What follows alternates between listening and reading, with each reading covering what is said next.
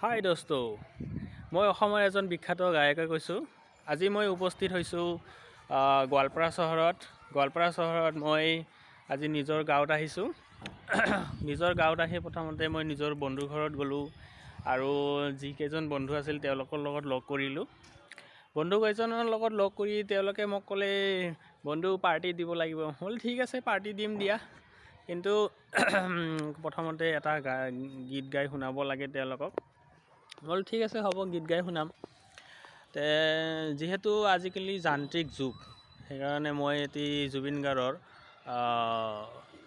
ৰাতিপুৱাৰ পৰা এজন মানুহে মানে কি কাম কৰে আৰু তাৰ ওপৰত বেছিক কৰি এটা মানে জুবিন গাৰ্গে এটা গীত গাইছে আৰু সেই গীতটোকে মই অলপ গুণগুণাই দিছোঁ।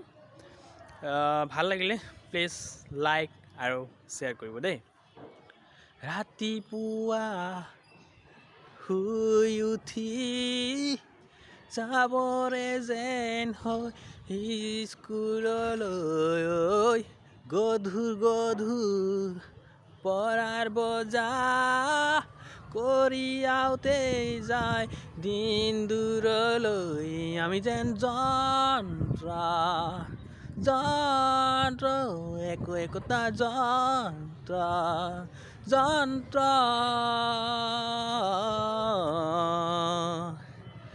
ইয়াৰ পিছত আৰু বিভিন্ন ধৰণৰ গীত আছে আৰু আমি ক'ব গ'লে এজন যন্ত্ৰই, কাৰণ আমি ৰাতিপুৱা শুই উঠাৰ পৰা ৰাতিলৈকে আমাৰ ব্ৰেইনে মানে কাম কৰিয়েই থাকে।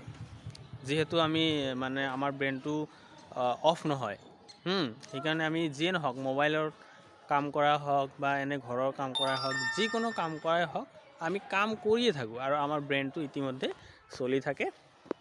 গতিকে মোবাইল যেনেকুৱা মানে দিনটো ছুইচ অনে থাকে আৰু এটা সময়ত সি কি হয়, ছুইচ অফ হৈ যায় ন।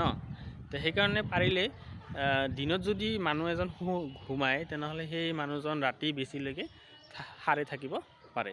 তো পাৰিলে অলপ দিনত শুব লাগে, কিন্তু কামৰ ব্যস্ততাৰ মাজত মানুহে দিনত শুব নোৱাৰে। যিয়ে নহওক, কিন্তু দিনত নুশুলে এক প্ৰকাৰ ভাল, ৰাতি সোনকালে টোপনি লাগিব আৰু ৰাতি যিমান আপুনি শুব সিমান আপোনাৰ স্বাস্থ্যৰ পক্ষে ভাল হ'ব। এয়া মোৰ লগত আছে মোৰ বন্ধু, সৰুকালৰ বন্ধু। বহুত দিন পিছত আজি লগ পাই বহুত ভাল লাগিল। সেই বন্ধু, আপুনি অলপ কিবা কৈ দিয়ক।